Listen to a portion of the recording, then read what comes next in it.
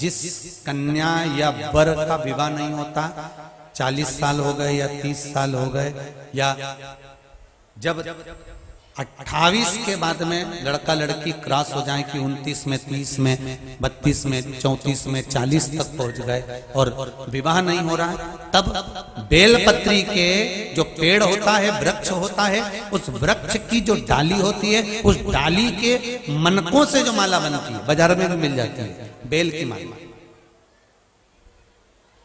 उस माला को भगवान शंकर को समर्पित कर कर बेलपत्री के वृक्ष के नीचे बैठकर भगवान शंकर का पंचाक्षर मंत्र का जाप करना है। कौन सा मंत्र है? पंचाक्षर। पंचाक्षर मंत्र कल बताया था, नमः शिवाय। कौन सा मंत्र है? नमः शिवाय। षडाक्षर मंत्र है ओम नमः शिवाय। पंचाक्षर मंत्र का जाप करना। अब एक प्रश्न और खड़ा हो जाता है, गुरुजी बेलपत्री के पेड़ के नीचे क्या शंकर जी का होना जरूरी है, शिवलिंग होना जरूरी है? शिव महापुराण की कथा कहती है, लिंग पुराण में वर्णन आता है कि जहां पर बेलपत्री का वृक्ष होता है वहां शंकर पहले से विद्यमान होते हैं, वहां पर शिवलिंग रखने की जरूरत नहीं होती, वहां शंकर पहले से, वहां पर गौरी शंकर शिव पहले से विराजमान। आप बेलपत्री के पेड़ के नीचे जाते हो कभी? जम के तो बोलो, जाते हो? जितने लोग आस्था पर सुन रहे हो, फेसबुक यूट्यूब पर सुन रहे हो, वो लोग भी जाते होंगे। कभी बेलपत्री के पेड़ के नीचे जाना तो वहां शंकर जी के शिवलिंग को ढूंढने का प्रयास मत करना। पानी की बोतल ले गए हो, जल लेकर गए हो कलश के अंदर, तो सबसे पहले जड़ के अंदर ले जाकर पानी डालना। जैसे ही जड़ में तुम पानी डालोगे, शंकर भगवान उसको स्वीकार कर लेते हैं, और बेलपत्री के पेड़ पर जब तुम पानी चढ़ाते हो तो लक्ष्मी, ब्रह्माणी और पार्वती तीनों उसको स्वीकार कर लेती हैं। मात्र बेलपत्री के वृक्ष में उस आनंद की अनुभूति हो जाती है, आनंद की अनुभूति।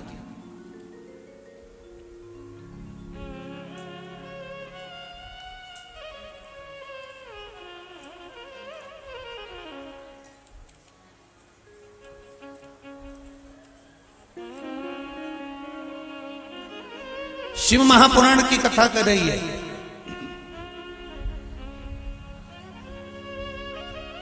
68 लाख तीरथ बेलपत्री के जड़ के अंदर रहते हैं। कितने? 68 लाख बेलपत्री की जड़। अब सोचिए जरा, बेलपत्री की जड़ में जो पानी डाला है, उस पानी को अपने ऊपर मात्र छींट लेने से 68 लाख तीर्थ में स्नान का पुण्य फल प्राप्त हो जाता है। मात्र बेलपत्री के जड़ में जो पानी डाला है, उस पानी को अपने पर मात्र छींट लिया।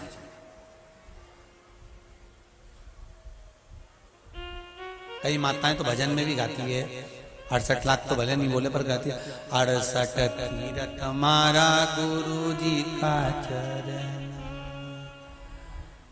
हम कई लोग गाते हैं भजन में, तो 68 लाख तीर्थ बेलपत्री के जड़ के अंदर विराजमान। इसलिए कहते हैं कि अगर जिसका विवाह 28 साल के बाद में नहीं हो रहा हो, 28 के हो गए, 29 के हो गए, 30 के हो गए, 31 के हो गए, 32 के हो गए, 35 के हो गए, 40 के हो गए,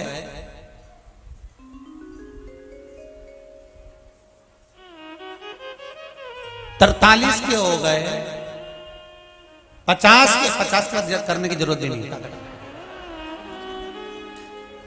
कहा कर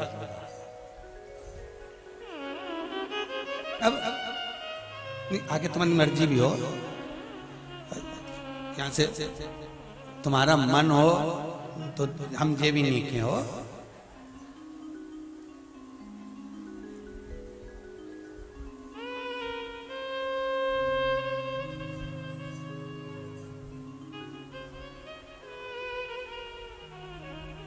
अब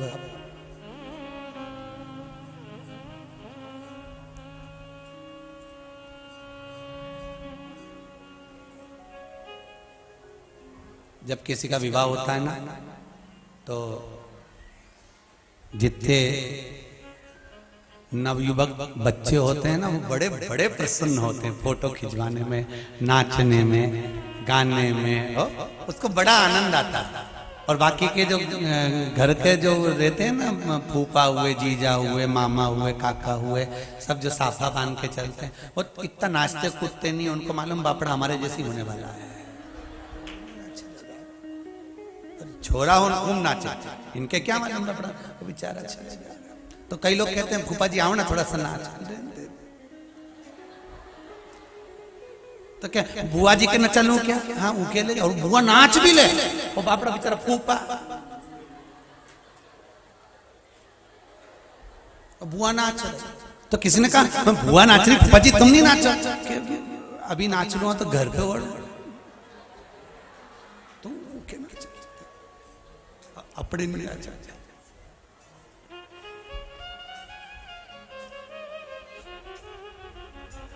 जितने भी बारात में लोग जा रहे हो और एक साइड से निकल के जा रहे हो, उनको पहचान जाना, वो फूफा ही है।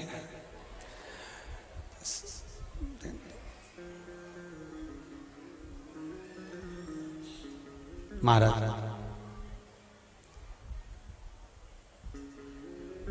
मंगल विवाह के लिए, शुभ कार्य के लिए, उत्तम फल की वृद्धि के लिए बेलपत्री के वृक्ष की भी, जैसे तुलसी की जड़ की, तुलसी की डाली की माला बनती है, इससे बेलपत्र की जड़ की भी माला। महाराज उस माला का भी स्मरण होता है। कमलगट्टे की माला भी होती है भगवत भजन के लिए, स्मरण के लिए, संकीर्तन के लिए, कीर्तन के लिए। महाराज आप जिस माला का स्मरण कर रहे हो, रिटर्न बढ़ाओ, बाहर की आवाज बढ़ रही है, रिटर्न की बढ़ाइए। माला का स्मरण करें। महाराज कौन सा मंत्र जपना है? जम के बोलिए। पंचाक्षर मंत्र, नमः शिवाय। पंचाक्षर कहां बैठकर जपना है? बेल के वृक्ष के नीचे बैठकर भगवान का पंचाक्षर मंत्र का जाप करना है महाराज। और फिर निवेदन करूंगा, 68 लाख तीर्थ यदि आपके नहीं हुए हैं तो बेलपत्री के पेड़ के नीचे जल चढ़ाकर उस जल को अपने ऊपर छीट लेने पर 68 लाख तीर्थ का पुण्य फल हमारे खाते में आ जाता है, हमारे खाते में आ जाता है।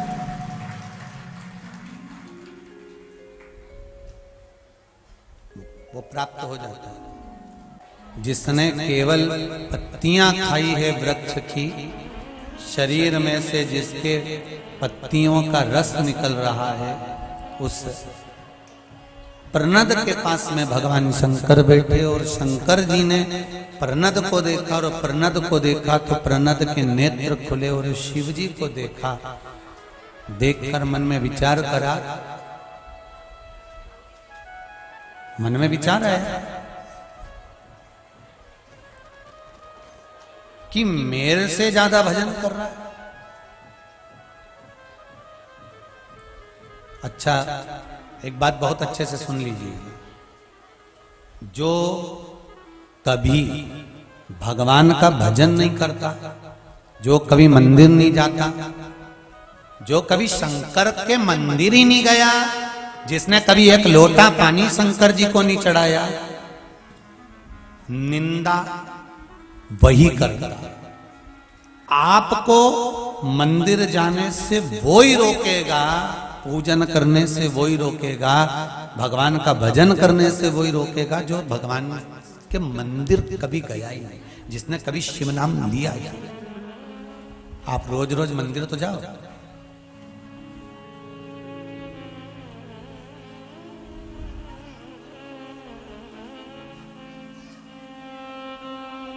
कभी मौका लगेगा ना, ये जितने पत्र आते हैं ना, ये सब पत्र ही छूटते हैं। छूटने के बाद में जहां जहां कथा करने के लिए जाते हैं, भले हम भिलाई गए हों, नवेगांव गए हों, चाहे इंदौर गए हों, खरगोन गए हों, जहां कथा करने जाते हैं जो पत्र आते हैं पढ़ने के बाद यहाँ छूटते हैं। जिनको पढ़ना होता है वो पढ़ते हैं, पढ़ने के बाद में वो पत्र उठाकर आशीष जी के पास जाते हैं। वो पत्र ऑफिस में आते हैं, सारे पत्रों का ढेर लगा हुआ है, सारे पत्र।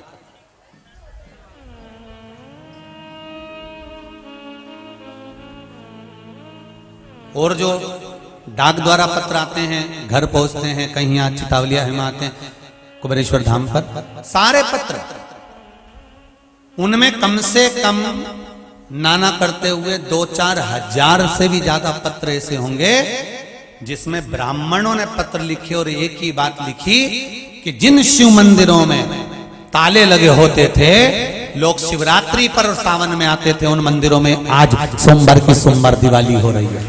ब्राह्मण लिखकर भेजते।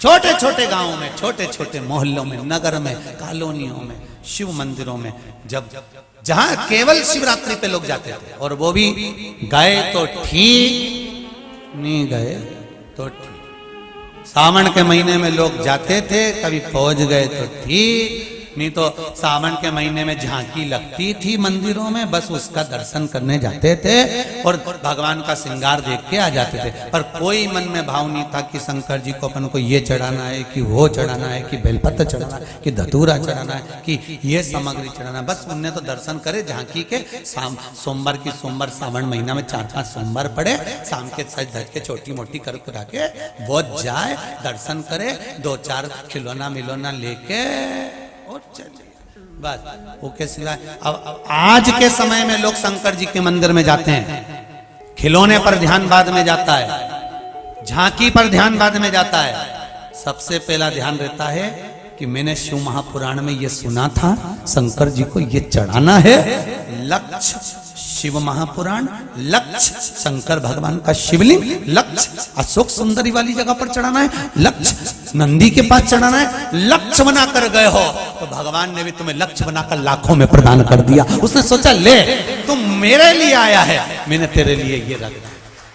पहले जाते थे तुम मंदिर, ऐसा नहीं कि नहीं जाते थे हो।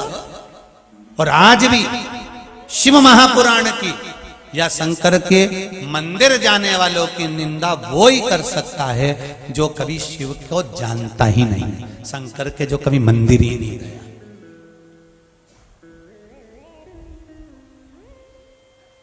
जो मंदिर नहीं गया उस शिव के, जो शंकर को पहचानता ही नहीं है, वो मना।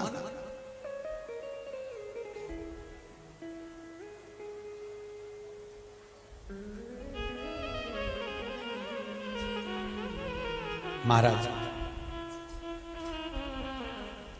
एक सुंदर सी बात आती है, जिस घर में बड़े गरम होते हैं और छोटे नरम होते हैं, वहीं पर शर्म रहती है। क्या रहती है? जम के बोलो जरा, कौन गरम? घर के बड़े गरम और छोटे नरम, वहां रहती है शर्म। और जिस घर में छोटे गरम बड़े नरम, वहां रहते हैं बेशर्म।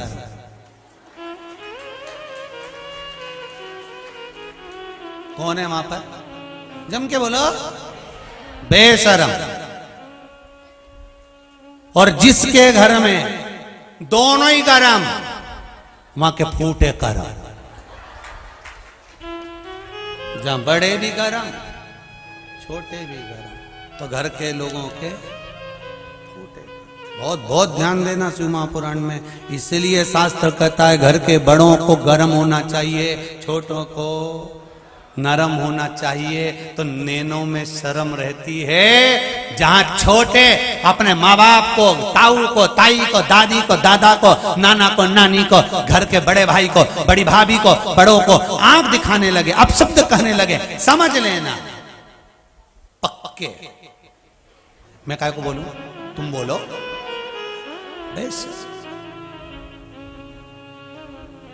और जहां बड़े और छोटे दोनों गर्म हो रहे हो, अगर एक गर्म हो रहा चल जाएगा, एक तो नरम रहो। पन्नी वो तुरंत कह दे, खाया बिना रह जाऊं। देख लो, मैं तो बोला ही नहीं, तुम पहले ही बोल दिए। खाया बिना रह जाऊं पर बोला बिना नीरू, तो दोनों गरम तो फूटे। कमाओ तुम, दुनिया की दौलत कमा लो, सारी संपदा कमा लो, खूब कमाओ, ढेरों अंबारियां लगा लो तुम्हारे घर के अंदर, पैसों का ढेर लगा लो, पर जिसके घर में दोनों गर्म होते हैं, पैसा क्या मुख में खाओगे? सुख होना चाहिए, मीठी वाणी होना चाहिए, मीठा।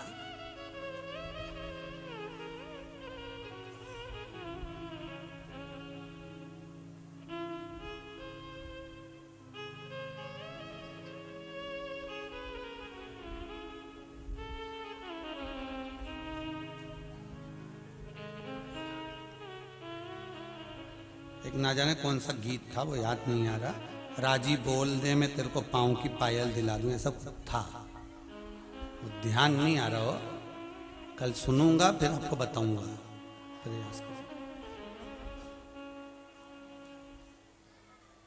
राजी बोल दे, ऐसा ही कुछ है, और ध्यान नहीं आ रहा, मैं सुना है कि राजी बोल मतलब अच्छे से बोल, प्रेम से बोल, मीठा बोल। उस गाने में का पायल दिला दूंगा, यहाँ शिव महापुराण कह रही है तुम राजी से तो बोलना चालू कर दो, माँ बाप तो पूरी जायदाद तुम पर लुटाना चालू कर देते, प्रेम से तो बोलो।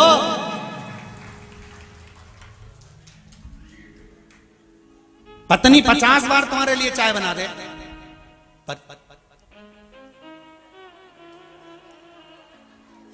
थोड़ी सी तो स्माइल देखे, बहुत अच्छी चाय बनाती है। पत्नी बोलेगी अभी छठी बार पी रहे हो, तू बनाती है ना इसलिए पी लेता हूं। पत्नी के वाह, तुरंत गई चूल्हा पर बना के फिर ला गया, इतना में फ्री का बेस्ट फ्रेंड फिर ही गया। सोच के पड़ा है सातवीं हो, थोड़ी सी देर में भी कुसमांडा चंद्र घंटा कभी भी हो सकती है, चेंज होने में बदलता है क्या, चेंज होने कभी भी, अब फिर तुरंत देखो जरा चाय बना दो मित्र आया।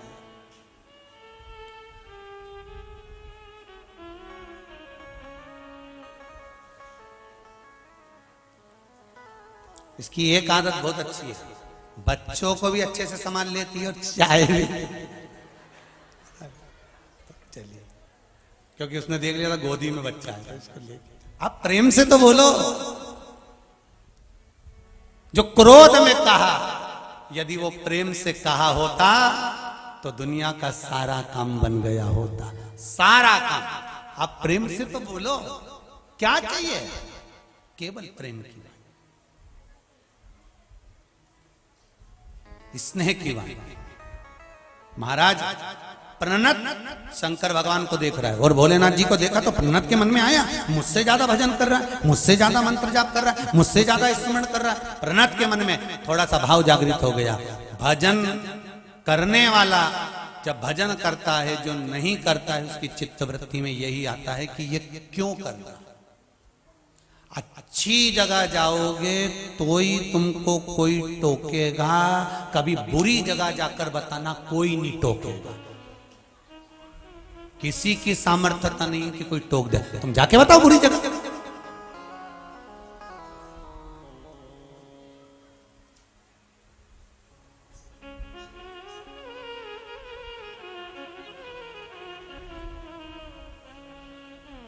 अच्छी जगह जाओगे तो लोग टोकेंगे, तो मंदिर जाना चालू करो, अभी टोकना चालू कर देंगे। बताओ, अपने आप को सती सावित्री समझ रही है।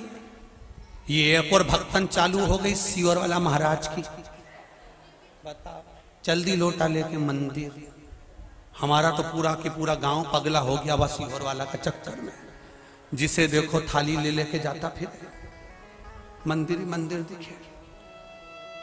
अभी इतने दिन से कथा नहीं आ रही थी तो इनके नींद नहीं आ रही थी।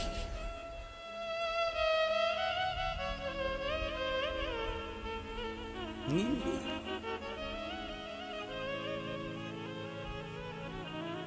अब कभी कोई गलत जगह जा रहा हो, कोई वेश्यावृत्ति करने जा रहा हो, कोई जुआ खेलने जा रहा हो, मदिरा पान करने जा रहा हो, मांसाहार करने जा रहा हो, किसी के साथ कोई धोखा करने जा रहा हो, किसी का पैसा कोई खा रहा हो, मां कोई टोकने वाला नहीं रहेगा। और लोग सहनसाई बताएंगे, अच्छा है करो करो, अच्छा है करो करो, क्योंकि गलत संगति में वो तुम्हें डुबेना चाहते हैं। पर तुम जब अच्छी जगह जाते हो ना तो लोग टोकने वाले बहुत मिल जाते हैं।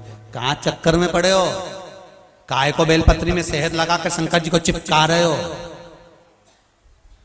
क्यों काली मिर्ची चढ़ा रहे हो, क्यों शिव जी पे दूध चढ़ा रहे हो?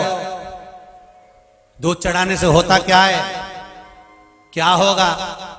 क्या होगा चंदन की माला से जपने से, क्या होगा तुलसी की माला से जपने से, क्या होगा गले में तुलसी की माला और रुद्राक्ष की माला पहनने से?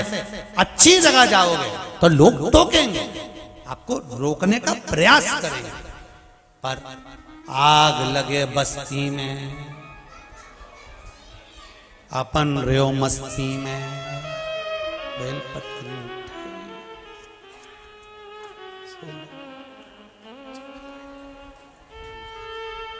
मैं तो चली वृंदावन राणा, मेरे तो भाग जगे तेरे महलों में आग लगे। हमें क्या करना उससे?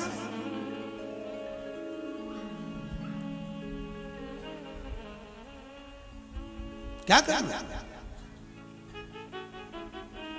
करेंगे, टोकने वाले टोकेंगे, रोकने वाले रोकेंगे, अपशब्द कहने वाले अपशब्द कहेंगे। केवल अच्छी जगह जाने वाले को रोका जाता है, सत्कर्म में लगने वाले को रोका जाता है, नेक कर्म करने वाले को रोका जाता है, अच्छे विचार रखने वाले को रोका जाता है। अच्छे विचार रखने वाले,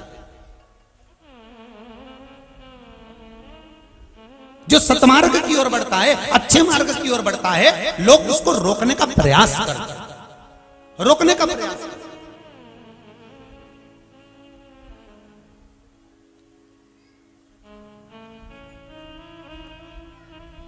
उसको रोकने का हमारे सीहोर में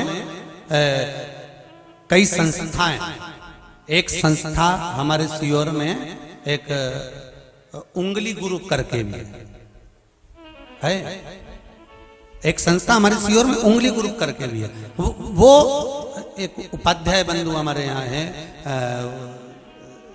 योगेश जी उपाध्याय करके, वो उस संस्था को चलाते हैं। उन्होंने कोरोना महामारी में जितने लोग निकल रहे थे सबको कम से कम नहीं तो 1.5 से 2 साल तक जन सहयोग से, पूरे सीहोर वासियों के सहयोग से भोजन कराना, सामान देना, कम्बल उड़ाना, ये करना वो करना।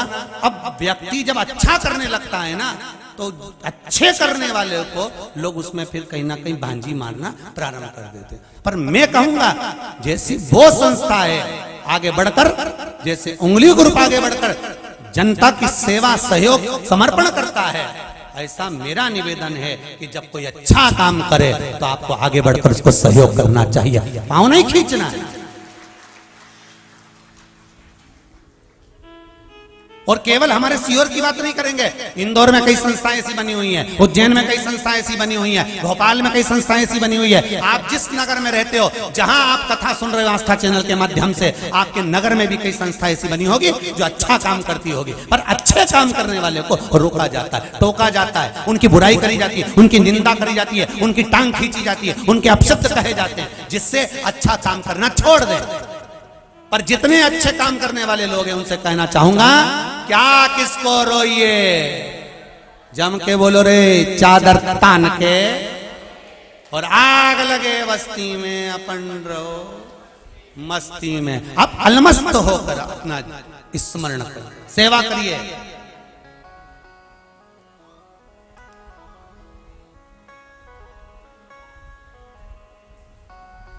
अच्छे से अच्छा कर्म करने का प्रयास करो, नेक कर्म करने का प्रयास करो। बस एक बात का याद रखना अपने जीवन में, एक बात ध्यान रखना, डॉक्टर की डिग्री आपके पास में है, इंजीनियर की डिग्री आपके पास में है, आपने अच्छी अच्छी पीएचडी कर रखी है, ये डिग्री आपकी आत्मा की संतुष्टि के लिए है।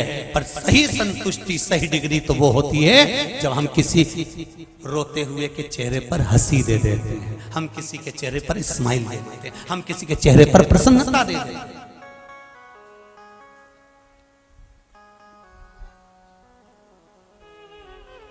चेहरे की प्रसन्नता। आज सियोरम के ब्राह्मण समाज के लोग भी यहाँ आए थे और कह रहे थे गुरुजी, अगर कोई बाहर से आने वाले अतिथि लोग जो आ रहे हैं, सियोर की होटलें तो सब पैक हो गई व्यवस्थाओं के लिए, ब्राह्मण धर्मशाला है, सूचना दें वहाँ लोग। और आपसे भी निवेदन है, हमारे सियोर के आप कहीं आ रहे हैं, आपके 28 फरवरी से 6 मार्च तक पहले तो प्रयास करो कि जितने सियोर में आपके रिश्तेदार रहते हैं ये कब काम आएंगे। सही है कि गलत है? ये कब काम आएंगे? सबको फोन लगा दो, हम आ रहे हैं। वो क्या कब आ रहे हो? 28 तारीख के पहले 27 को आ जाएंगे। कितने दिन रुकोगे? ये भी कोई पूछने वाली बात है? सियोर वाला महाराज तो रोज चिल्ला चिल्ला के गिरा 28 से 6 तक। सुन लो, हम तो उतने दिन ही रुकेंगे।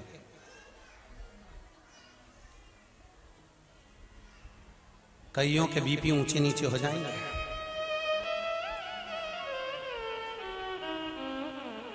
भले कैसा भी मुंडा बना है, अपने को उनके घर थोड़े रोटी खाना, रोटी तो अपने कुबेर भंडारी की खाना है। वो कैसा ही मुंडा बना है फिर भी अपन तो बढ़िया बढ़िया। और असली सोने की रकम पहन के नहीं आना है। अब की बार हमने दरवाजे पे लिख दिया है, एक जांच करने वाले को बिठाएंगे, अगर सोने की रकम पहन के आए तो उसको वहीं से निकाल दो, क्योंकि इनकी रकम घूमे, हमारी बीपी ऊंची नीची करा रहे, बार बार अनाउंस करवा के हमारा ये चले गया, हमारा वो चले गया। कोई ये नहीं कहता हमारा दिल शंकर जी में चले गया। तो आप बिल्कुल सावधानी से आना। सब सोने का सामान घर छोड़िए, और 7 दिन के लिए सोने का सामान घर नहीं, सोना भी घर छोड़िए। यहाँ तो भजन करना है, आधी आधी रात के केवल भजन करो, क्योंकि इतना बड़ा पंडाल में सब सोएंगे। आधी रात के कोई उठा, ई पे पांव धरा, फिर उठ के बैठा। इससे अच्छा अपन तो यूं बैठे बैठे रात निकालो। श्री शिवाय, श्री शिवाय। अच्छा, आनंद बहुत आता है, ईमानदारी की बात है। पिछले रुद्राक्ष में तो आप लोग आए नहीं होंगे, जो आए होंगे उनको मालूम होगा कि रुद्राक्ष उत्सव का एक आनंद ही दूसरा। जिन्होंने पिछले रुद्राक्ष उत्सव के भी फोटो लिए होंगे या वीडियो बनाई होगी, उनको अंदाजा होगा कि क्या रुद्राक्ष उत्सव। और अब की बार मत छोड़ देना, क्योंकि ये दूसरी बार है। इसके बाद में रुद्राक्ष नहीं बांट पाएंगे, क्योंकि व्यवस्थाएं बहुत लगाना पड़ती है। बहुत व्यवस्थाओं के साथ में पूंजी आदि कादिक भी बहुत लगती है, व्यवस्था नहीं हो पाती है। इसलिए ये दूसरी बार हो रहा है। जो वंचित रह गए हों, जिनको नहीं मिला हो रुद्राक्ष, छोड़ना मती। 7 दिन रोज बटेगा, प्रतिदिन 11.5 लाख रुद्राक्ष बटना है, प्रतिदिन बटना। तो आप खूब प्रेम से आओ, खूब आनंद से आओ, और बाबा का गुणगान गाओ, और बाबा का भजन करो। 1 बजे से 4 बजे तक रुद्राक्षोत्सव में शिव महापुराण की कथा सुनो। सवेरे 10 बजे से लेकर शाम के 7-8 बजे तक दिन भर भंडारा चलेने, तो तुम तो डट के खाओ, पर निवेदन है पूरी जेब में भर के मत ले जाओ, तो डट के भजन करो।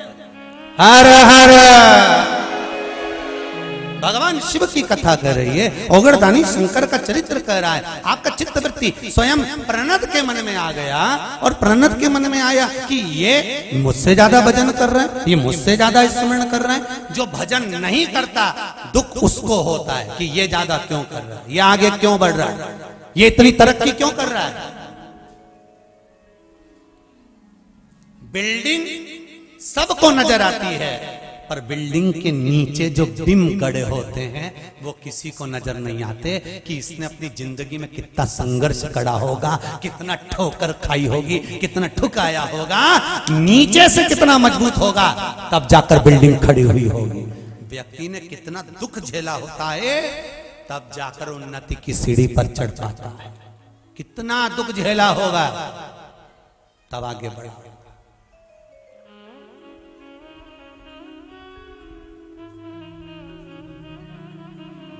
महाराज कितना दुख झेला, तब उन्नति की सीढ़ी पर बढ़ा। प्रणत को लगा कि ये भजन मुझसे ज्यादा, अहंकार झलक गया, थोड़ा सा ठोकर लगा और गिलास झलक गया, अहंकार झलका, खड़ा हो गया प्रणत। प्रणत ने पूछ लिया, ए बाबा ए बाबा कौन हो तुम? शंकर भगवान ने कहा तुम कौन हो? प्रणत कहते हैं तुम मुझे जानते नहीं हो। मेरे शरीर में जहां पर कट लगता है, जहां में मेरे शरीर में जहां घाव होता है, वहां से वृक्ष की पत्तियों का रस टपकता है। मेरे शरीर में खून नहीं है। मैंने इतना तप करा है शंकर का, मैंने इतना तप करा है कि मेरे शरीर में से खून नहीं बहता, मेरे शरीर में से मात्र अगर बहता है तो पत्तियों का रस बहता है। ये अहंकार को टल्ला लगा है, झलक रहा है।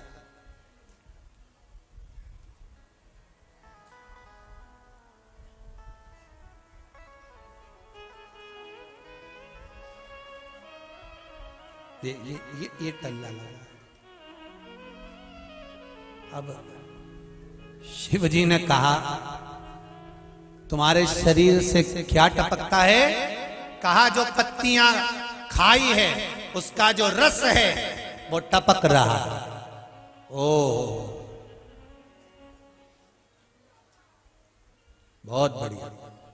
शिव जी बोले है तो शरीर ना, इस शरीर के अंदर जो कुछ भी है वो केवल एक भस्म है, केवल भस्म। प्रनद ने कहा इस रस को टपकाने के लिए मैंने कितना शंकर का भजन करा होगा तुम्हें मालूम है? कितना शिव का भजन करा होगा तुम्हें ज्ञात है? शंकर भगवान ने कहा कि है तो भस्म ही,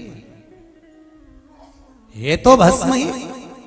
इतने में प्रनद ने कहा तुम्हारे शरीर में अगर भस्म है, तुम कह रहे हो कि सबके शरीर में भस्म होती है, जीवित रहे मरने के बाद तो राख ही होना है, तो तुम्हारे शरीर में अगर भस्म है तो प्रकट करके दिखा।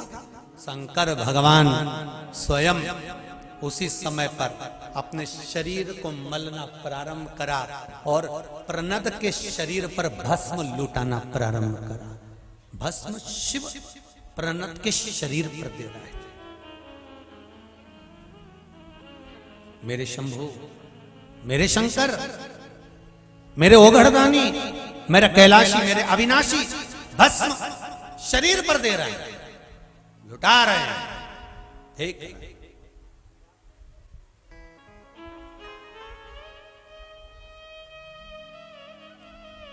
प्रनद ने कहा ये तो शरीर में भस्म लगाकर आ गए होगे इसलिए उड़ा रहे हो। शरीर के अंदर भस्म है क्या? जैसे मैंने शरीर को काटा उसमें से पत्तियों का रस निकला, क्या शरीर के अंदर भस्म है? शंकर भगवान ने कहा ये ले। शिव जी ने उसी समय पर अपने शरीर पर घाव करा और भस्म निकाल कर जो दिखाया, प्रनद चरणों में पड़ गया। प्रभु दर्शन दीजिए, आप हैं कौन?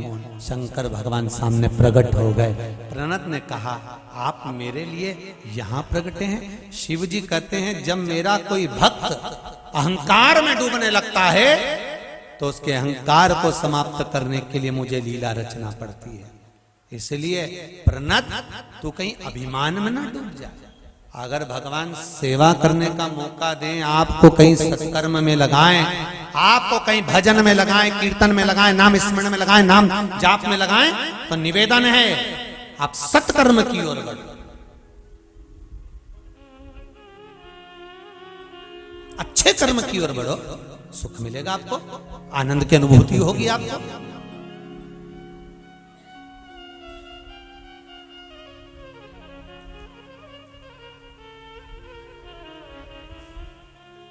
आप अच्छे कार्य में कोई बढ़ रहा है, उसमें एक उज्जैन में जय महाकाल एक संस्था है, बड़ी अच्छी है महाराज।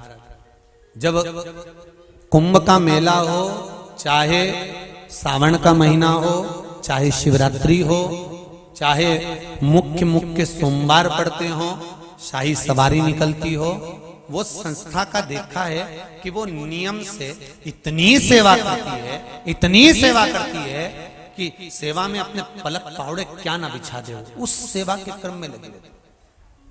और केवल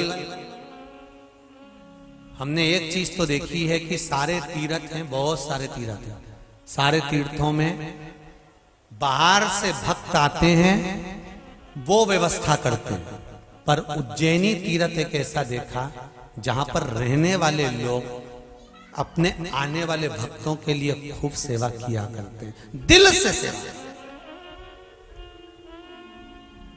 मन से।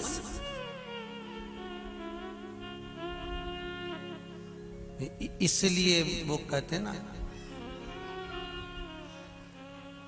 तुम तारे बनो तो मैं चंदा बनूं, आकाश में मिलेंगे ओ भोलेनाथ, आकाश में मिलेंगे ओ भोलेनाथ, आकाश में मिलेंगे ओ भोलेनाथ, आकाश में मिलेंगे ओ भोलेनाथ, तेरे संग में रहूंगी ओ भोलेनाथ, तेरे संग में रहूंगी ओ भोलेनाथ, मेरे ओ भोलेनाथ, ओ भोलेनाथ, मेरे ओ भोलेनाथ, ओ भोलेनाथ, मेरे ओ भोलेनाथ, ओ भोलेनाथ, मेरे ओ भोलेनाथ, ओ भोलेनाथ, तेरे संग में रहूंगी ओ भोलेनाथ, तेरे संग में रहूंगी ओ भोलेनाथ। ओ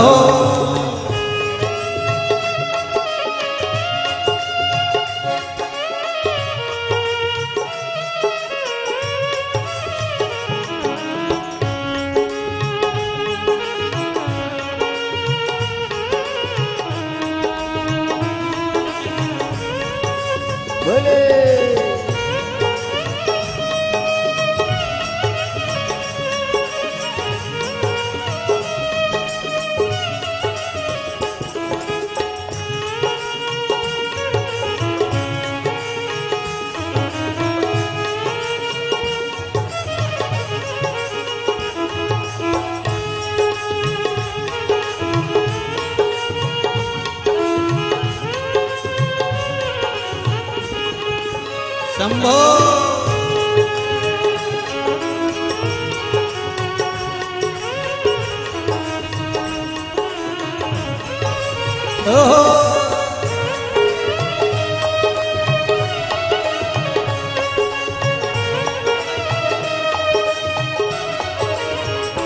तुम नदियाँ बनो तो मैं मछली बनूं, तुम नदिया बनो तो मैं मछली बनूं, तुम जलवा बनो तो मैं मछली बनूं, तुम जलवा बनो तो मैं मछली बनूं, नदिया में मिलेंगे ओ भोलेनाथ, नदिया में मिलेंगे ओ भोलेनाथ, तेरे संग में रहूंगी ओ भोलेनाथ, तेरे संग में रहूंगी ओ भोलेनाथ, मेरे ओ भोलेनाथ, ओ भोलेनाथ, मेरे ओ भोलेनाथ, ओ भोलेनाथ, मेरे ओ भोलेनाथ, ओ भोलेनाथ, मेरे ओ भोलेनाथ, ओ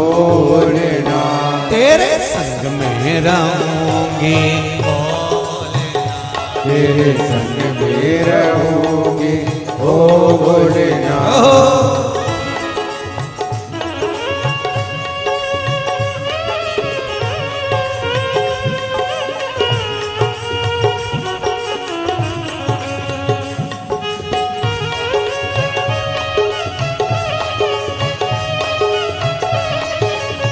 जय हो।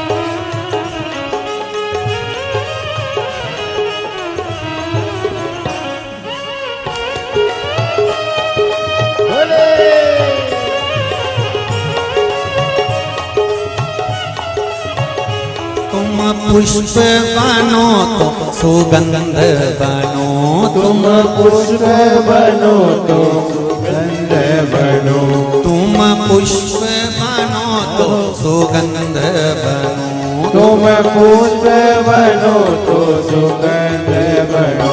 डाली पे मिलेंगे ओ भोलेनाथ, डाली पे मिलेंगे ओ भोलेनाथ, ओ डाली पे मिलेंगे ओ भोलेनाथ, डाली पे मिलेंगे ओ भोलेनाथ, तेरे संग में रहूंगी ओ भोलेनाथ, तेरे संग में रहूंगी ओ भोलेनाथ, तेरे संग में रहूंगी ओ भोलेनाथ, तेरे संग में रहूंगी ओ भोलेनाथ। हर हर महादेव है। भगवान शिव की कथा कर रही है। प्रनद का अभिमान चले गया, अब गिलास खाली हो गया, झलकना छूट गया, अहंकार झलके, वो श्रेष्ठता नहीं है हमारा, वो श्रेष्ठता नहीं।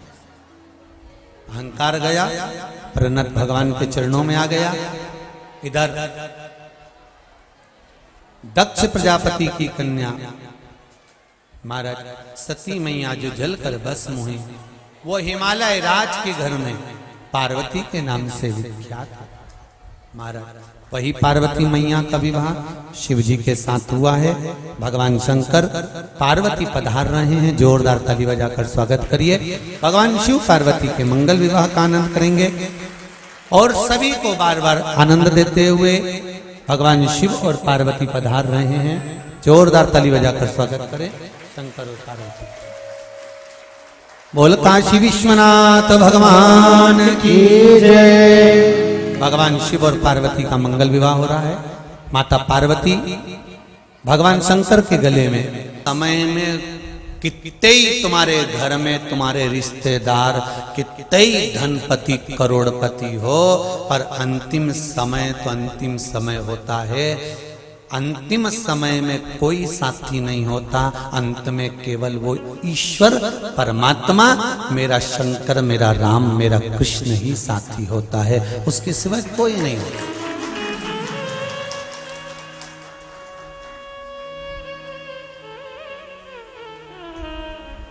अभी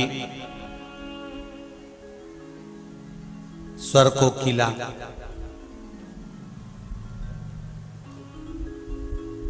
लता दीदी शांत हुई, माता सरस्वती के चरणों से निकली थी, माता सरस्वती में ही समाहित हो गई। लता दीदी मंगेशकर उसी में समाहित।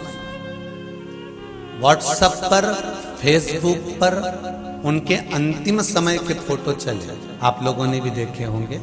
व्हील चेयर पर थी, कहीं धीरे धीरे चल रही थी, सारा कुटुंब साथ में था, बहनें भी साथ होंगी, भाई भी साथ होंगे, रिश्तेदार भी साथ होंगे, परिवार भी साथ होगा। पर ईमानदारी से बोलो, तकलीफ परिवार वाले झेल रहे होंगे कि खुद को झेलना पड़ेगा? अरे जम के तो बोलो, स्वयं को। इसलिए बार बार कथा में कहते हैं, मत बुरे कर्म कर बंदे वरना पछताएगा, भगवान की आंखों से तू बच नहीं पाएगा, तू बच नहीं पाएगा। मरने वाला व्यक्ति जिसके प्राण छूट रहे होते हैं, दुख उसको झेलना पड़ता है, कष्ट उसको झेलना पड़ता है, तकलीफ उसको झेलना पड़ती है। कोई कितने भी तुम्हारे अच्छे रिश्तेदार हो, तुम्हारे लिए रात दिन खड़े हैं, तुम्हें घुमाने भी ले जाएंगे, फिराने भी ले जाएंगे, तुम्हें लड्डू भी खिलाएंगे, ने थूली भी खिलाएंगे, तुम्हें दूध भी पिलाएंगे, तुम्हें चाय भी पिलाएंगे, अपने हाथों से पिलाएंगे। पर मरने वाला जो जीव होता है, प्राण त्यागने वाला जो जीव होता है, कष्ट उसको भोगना पड़ता है। अंतिम समय में उससे तो पूछो कि उसकी गति क्या होती है। तुम तो कह रहे हो कि लो चाय पी लो, लो दूध पी लो, लो थूली खा लो, पर उसके शरीर में जब इंद्रियां सब शिथिल हो जाती हैं, सारा शरीर जब बेकार हो जाता है, डॉक्टरों ने भी देख लिया कि खूब अब नस देखो कितना कितना विचित्र शरीर है। जरा हॉस्पिटल में जाकर तो देखो, जो भगवान का द्वार नहीं ढूंढता, अंत में हॉस्पिटल में डॉक्टर उनके हाथ में नस ढूंढता।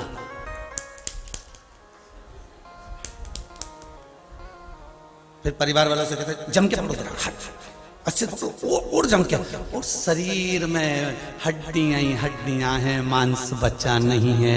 डॉक्टर कह रहा है देखो नस दिखी नहीं रही है, ई हाथ में देखो, ई में दिखेगी। एक दिखी डॉक्टर साहब, बस उसी को देखना है, सुई उसी में लगा दी। अब पड़ा हुआ है, आंखों से आंसू बह रहा है, केवल उस ईश्वर को याद कर रहा है। मैंने तेरा द्वार नहीं ढूंढा, इसलिए डॉक्टर मेरे शरीर में नस ढूंढ रहा है। तेरा द्वार ढूंढ लेती तो तू ये पलंग पर मुझे पटकता नहीं, सड़ने नहीं देता, डायरेक्ट लेकर चले जाता। द्वार ढूंढना उस परमात्मा का।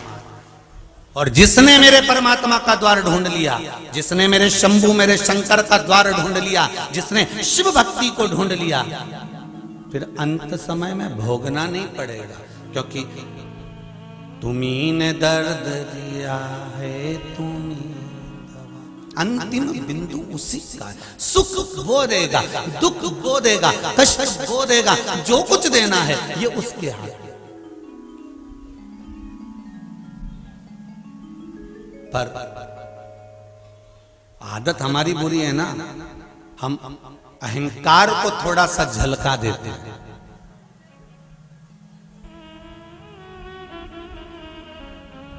गिलास के अंदर चाय, कप के अंदर चाय, कल रुआवजा बट रहा था दूध का।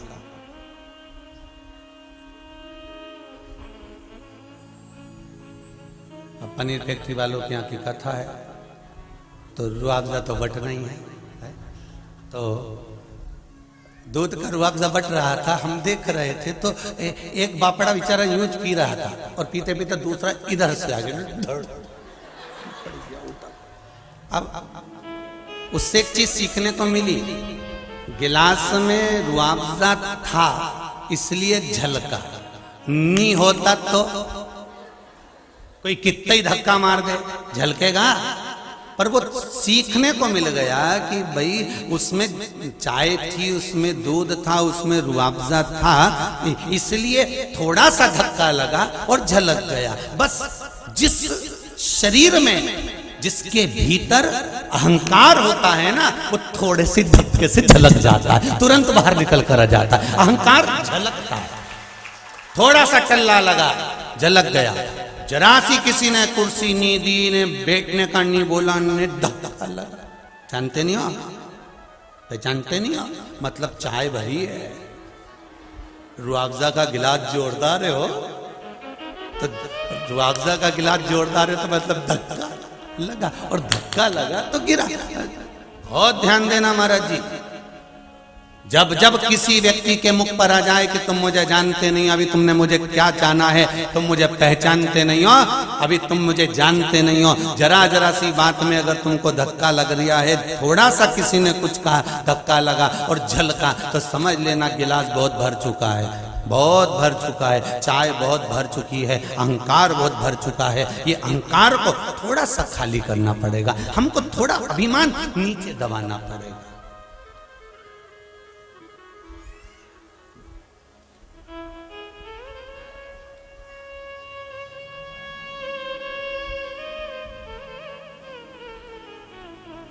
किसी ने बाहर से पत्र लिखकर भेजा है, अब हम बुलवाएं, हमारे कक्ष में रखा है। उसमें एक बहन ने और भाई ने, दोनों ने थोड़ा थोड़ा पत्र में लिखा है। देखो कल यहाँ लेके आए, सामने लिखा, तो उसमें लिखा है, गुरुजी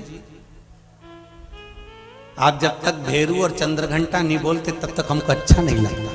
हमने कहा गजा, तब तक हमको अच्छा नहीं लगता।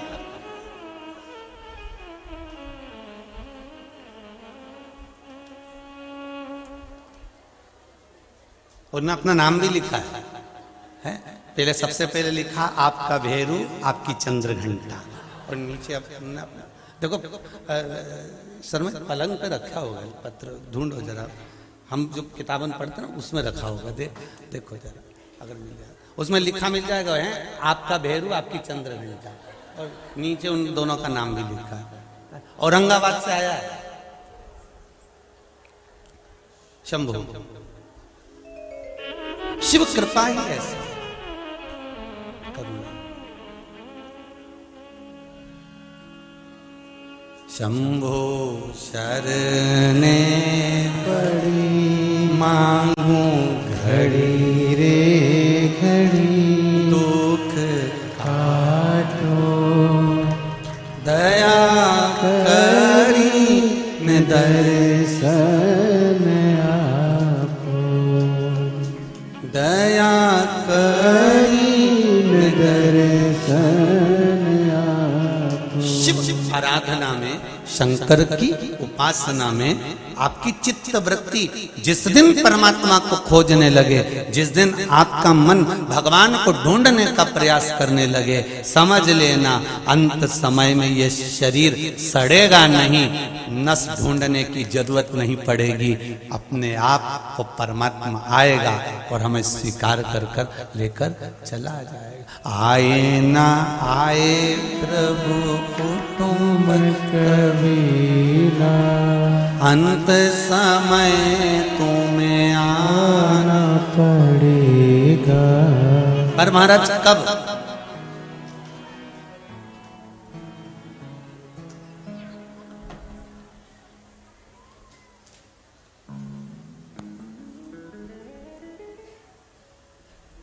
कोई जाए ना जाए, अंतिम बिंदु है, अंतिम बिंदु।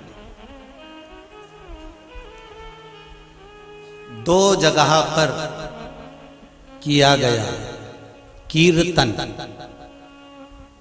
दो जगह पर लिया गया भगवान का नाम, दो जगह पर किया गया स्मरण, कोटि कोटि पुण्य फल प्रदान करता है। समझ लेना जरा।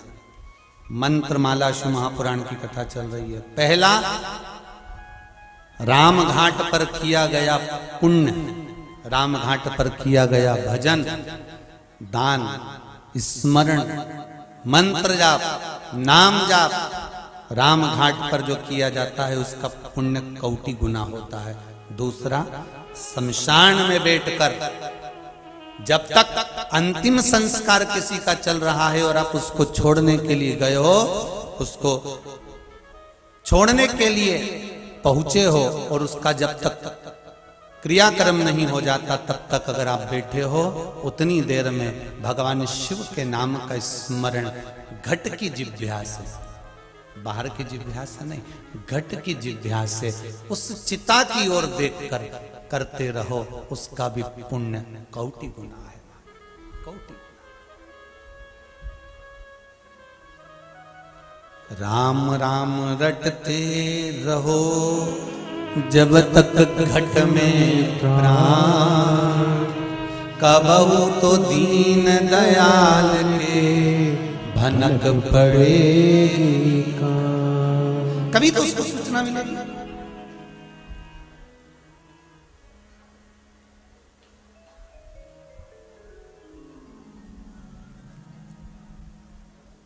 कभी तो वो आएगा। आपकी चित्त वृत्ति में बस आप जिस मंत्र को जप रहे हो, जिस माला को जप रहे हो, जिस माला के स्मरण में आप लगे हुए हो, जिस मंत्र को जपने में आप लगे हुए हो, जिस भगवान की भक्ति में आप लगे हुए हो, उसको ढूंढने का प्रयास करो, उसको पाने का प्रयास करो। कभी कभी शंकर जी के मंदिर में जाकर जरा दिल की बात में एक बात और कह दिया करो, बहुत दिन हो गए भोलेनाथ जी,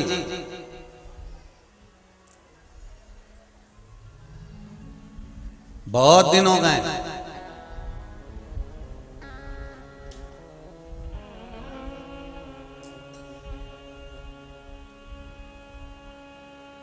हमारे घर का रास्ता भूल गए हो क्या?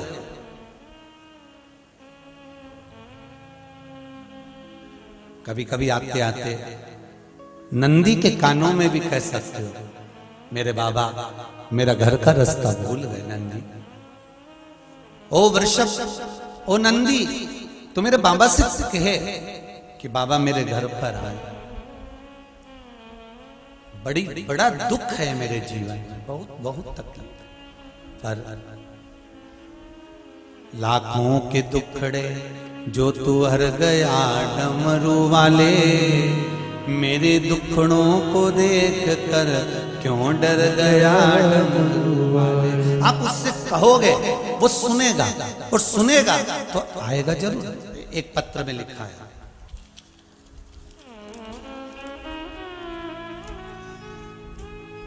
श्री पांडे राजेंद्र नासिक से हैं। राजेंद्र जी पांडे कहीं बैठे हो तो हाथ उठाएं।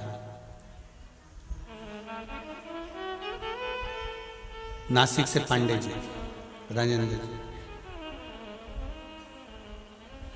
मेरी पत्नी आप ही हैं? संगीता पांडे, जरा माइक दीजिए उधर। दे दो इनको, आगे बढ़ जाएगा।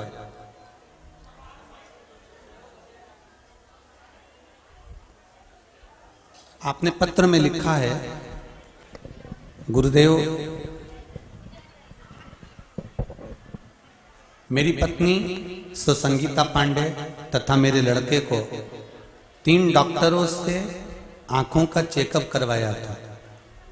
पत्नी को दोनों आंखों में मोतियाबिंद था तथा लड़के को आंखों में कांच बिंद था। श्री शिवाय नमस्तुभ्यं। माइक पास में लीजिए। श्री शिवाय नमस्तुभ्यं। हाँ गुरु जी। कहाँ से आए हैं आप? मैं नासिक से आई हूँ। नासिक से हैं। क्या नाम है आपका? संगीता पांडे जी। और बेटे का नाम श्याम पांडे जी। हमारे दोनों को डॉक्टर ने आंखें की बीमारी बताई थी। माइक पास में लो, आवाज नहीं आ रही। हाँ। मुझे मोतिया बिंदु और लड़के को काज बिंदु बताया था जी। उसका ऑपरेशन, मेरा ऑपरेशन, दोनों के से हम परेशान थे, लेकिन आपके जो उपाय है शिव पुराण के वो किए। चेक करने गए तो डॉक्टर बोले कोई उनके बात का ऑपरेशन करने, आपको तो कोई भी बीमारी नहीं है। राधे। नासिक में कहाँ रह रहे हैं आप लोग? पंचवटी में। पंचवटी में विराजित। श्री शिवाय। अब ठीक है दोनों? वो भी ठीक है। और मेरी बीपी की गोली 2004 से चालू थी, वो भी बंद हो गई। बीपी की गोली भी बंद हो गई। मैं श्री शिवाय नमस्तुभ्यं बोल के सवेरे पानी पी ली थी, वो बीपी चेक करने गई 80-120 आता है। जय हो। श्री शिवाय। श्री शिवाय नमस्तुभ्यं। बैठिए बैठिए बैठिए। श्री शिवाय के यूंच यूंच करे और ना कहीं ऐसा वैसा करे, परंतु केवल श्री शिवाय नमस्तुभ्यं, केवल कंकर और शंकर और केवल शिव का नाम। क्या शिव महापुराण इतनी तत्ववान है?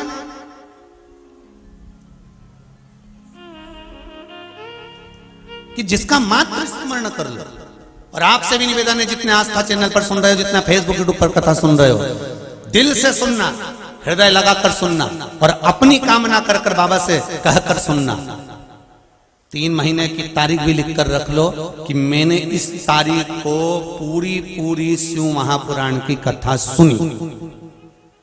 और सियोर वाला महाराज बोले कि 3 महीने में बाबा कृपा करे, तो हम तो कहें इस व्यासपीठ से किसी को तो 3 महीना भी नहीं लगता। बाबा कब कृपा कर जाता है पता ही नहीं चलता। किसी को बाबा ऐसा भी करता है। अब बताओ, जिन डॉक्टर ने कहा कि मोतियाबिंद का ऑपरेशन कराओ, कांच बिंद का ऑपरेशन कराओ, वहीं जाकर तुम वापिस खड़े हो गए, वो कह दे कि अब तो कुछ है ही नहीं। मतलब आपकी भक्ति, मेरी प्रीत ना टूटेगी भोले बाबा से, डमरू वाला से, मेरी प्रीत ना टूटेगी भोले बाबा से। आपकी भक्ति, आपका विश्वास अगर प्रबल है तो फिर ये सब बीमारियां, रोग धोग, ये सब बाबा सब अपने ऊपर ले लेते हैं। आप तो करो भजन शिव का। बस शिव महापुराण की कथा वही कह रही है, आप शंकर का दरवाजा ढूंढो, आप शिव का द्वार ढूंढो, आप शंकर की चौखट ढूंढो, आप शंकर का इस अमृतमय तत्व शिव महापुराण को ढूंढ लो, फिर बाद में जरूरत नहीं किसी को कुछ ढूंढने की।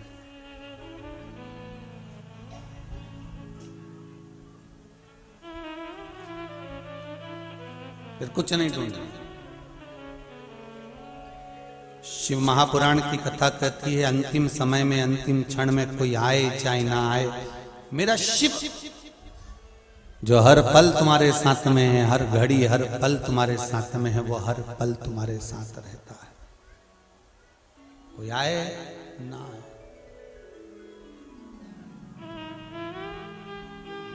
महाराज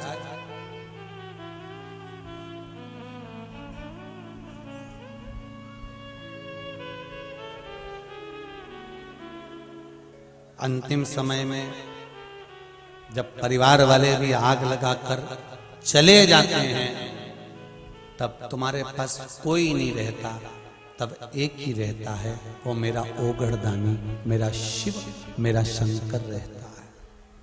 इससे तो आगे भजन ही है साथी, भजन के बिना तू अकेला रहेगा।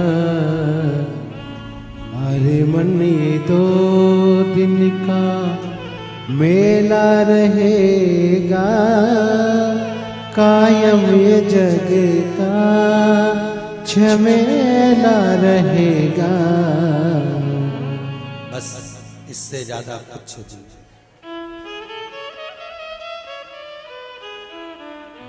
खूब भजन करना, दोनों चीज अच्छे से करो, भजन भी,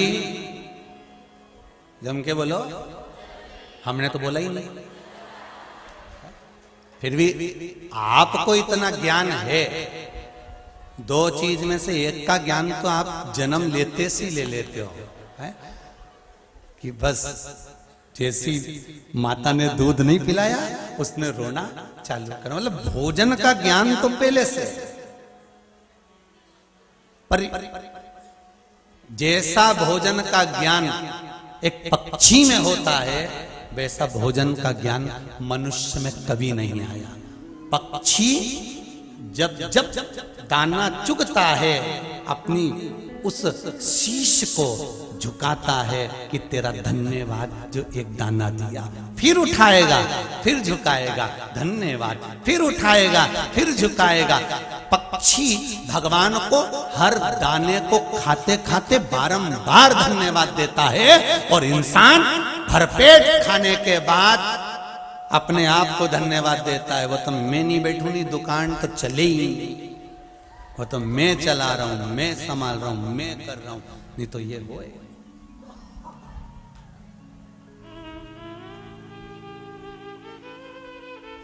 अपने आप को कभी कभी एक प्रश्न अपने भीतर उत्पन्न होता है, आप लोगों के भीतर आता है कि नहीं आता मालूम नहीं, पर भीतर एक प्रश्न आता है कि भगवान के सामने शीश ही क्यों झुकाया जाए?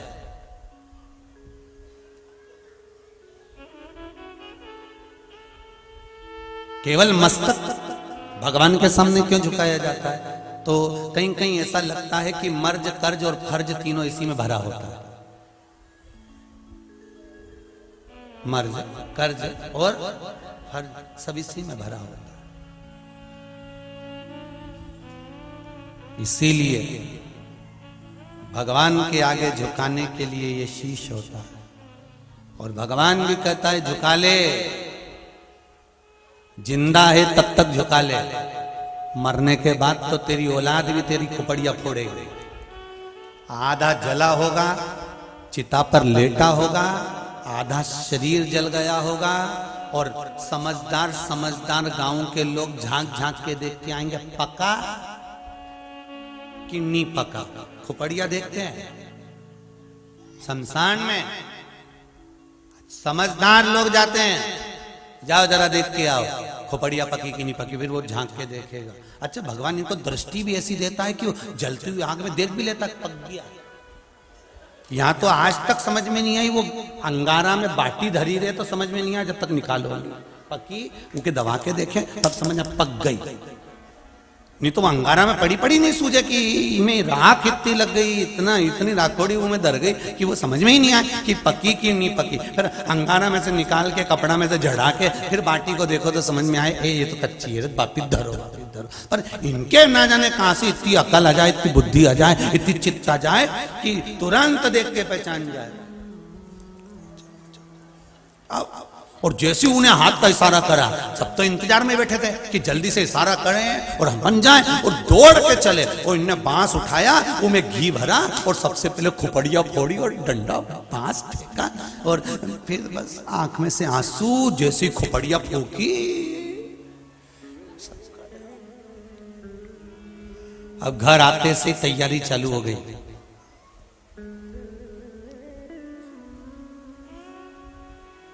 तीसरे के दिन जाना है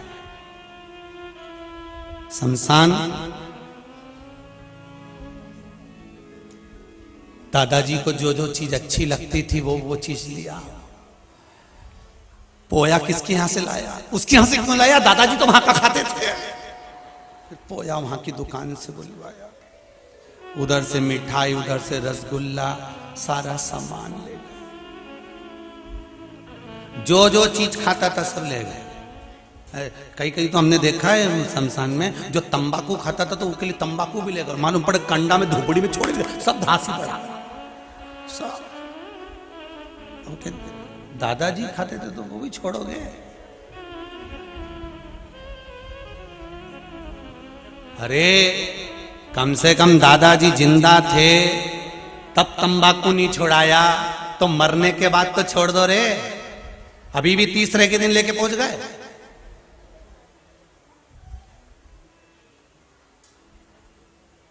फिर इतने में अंदर से आवाज आई, उनकी प्रिय थी। तो अब इतना मन में आया कि प्रिय तो तू भी थी, चली जा। प्रिय थी, एक प्रिय को यहाँ छोड़ गए, तंबाकू प्रिय बदल दी। अरे बाबा, अंत समय प्रभु हरे वचन दिया तो निभाना पड़ेगा। आए ना आए प्रभु कुटुंब कबीला, अंत समय प्रभु आना पड़ेगा। भगवान से निवेदन करो, भगवान की भक्ति में जितना रमोगे अंत समय में कोई साथी नहीं होगा महाराज, कोई नहीं। सब कहने के होंगे, अंत में अगर कोई साथ देगा तो वो मेरा शिव, मेरा राम, मेरा कृष्ण, मेरा परमात्मा अंतिम समय में तुम्हारे पास में खड़ा रहेगा और कह देगा कि चिंता मत करना, तुझे चिंता करने की जरूरत नहीं है। ये लोग चिता में रख कर आएंगे तो चिंता मत करना, मैं बैठा हूं।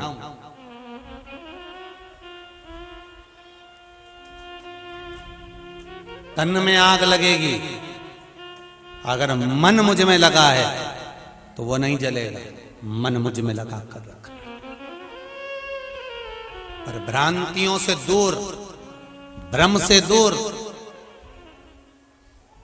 राम घाट पर भी ब्राह्मण, क्षत्रिय, वैश्य और शूद्र चारों जाते हैं, और शमशान घाट में भी ब्राह्मण, क्षत्रिय, वैश्य और शूद्र चारों जाते हैं। वहां भी जाति नहीं पूछी जाती, शमशान घाट में भी जाति नहीं पूछी जाती। भेद हम करते हैं, मेरे शंकर के चरणों में कोई भेद नहीं, कोई भेद नहीं।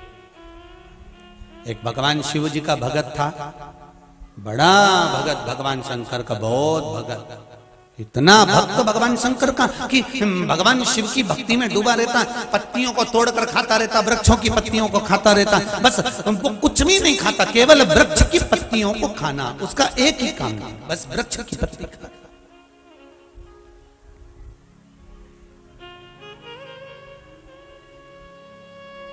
और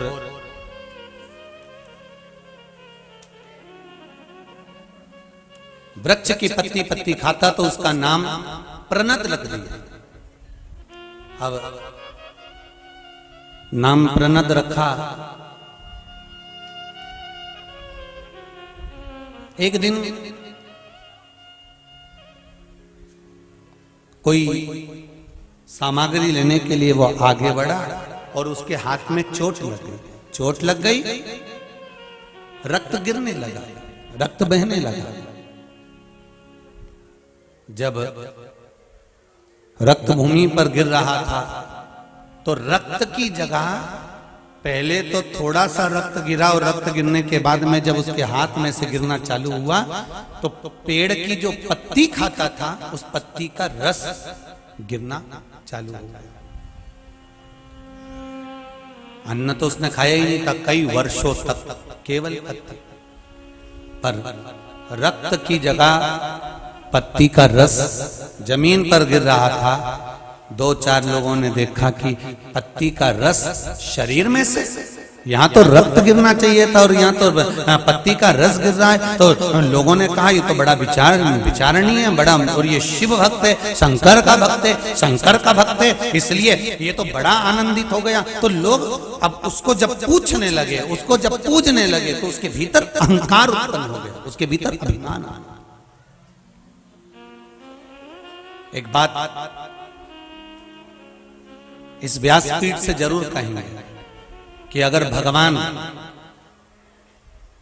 की आप भक्ति करते हो, भगवान का भजन करते हो, भक्ति करते हो, स्मरण करते हो, चाहे आप राम जी की भक्ति कर रहे हो, कृष्ण जी की भक्ति कर रहे हो, माता रानी की भक्ति कर रहे हो, या शंकर जी की भक्ति कर रहे हो, या आप किसी भी देवी देवता की भक्ति कर रहे हो, और वो देवी देवता की भक्ति करते करते करते करते आप भगवान से इतने जुड़ जाओगे, इतने जुड़ जाओगे कि हो सकता है कि आपके वचन सत्य होने लगेंगे। जब आपके वचन सत्य होने लगेंगे तब कई लोगों के अगर वचन सत्य होते चले जाएं तो आपके भीतर वो अभिमान प्रकट नहीं होना चाहिए। अगर अभिमान आ गया तो आपका फिर वो करा हुआ सारा सत्कर्म बेकार है। वो अभिमान ना है। प्रनद, उस प्रनद के भीतर अभिमान समाहित हो गया, और प्रणत के भीतर जब अभिमान आया, भगवान शंकर ने देखा कि मेरा भक्त है और ये अभिमान में डूब गया है, अहंकार में डूब गया है। अभी कथा में कहा था गिलास में अगर चाय है धक्का लगेगा झलकेगी, उसी तरह अहंकार झलकने लगा। अभिमान जब झलकने लगा, अभिमान जब दिखने लगा, तब अभिमान जब झलका तो शिव को लगा कि मेरा अच्छा भगत ये अभिमान में पड़कर नष्ट हो जाएगा। तब शिव ने उसका अभिमान तोड़ना चाहा। आज मेरे बाबा भोलेनाथ, मेरे शिव प्रणत पूरे नगर में घूम रहा था। अभी तक प्रणत वन में था, अब नगर में घूम रहा है।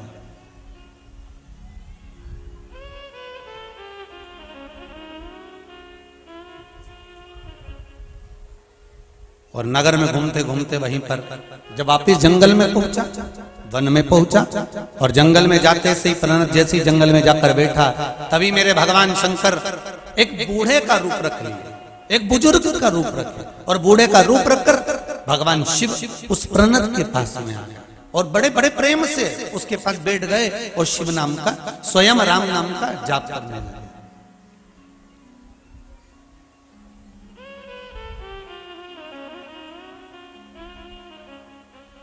रघुनंदन हरे कौशल्यानंदन हरे दशरथ नंदन हरे रघुनंदन हरे। महाराज राम नाम का जाप करने में शिवजी लगे। राम नाम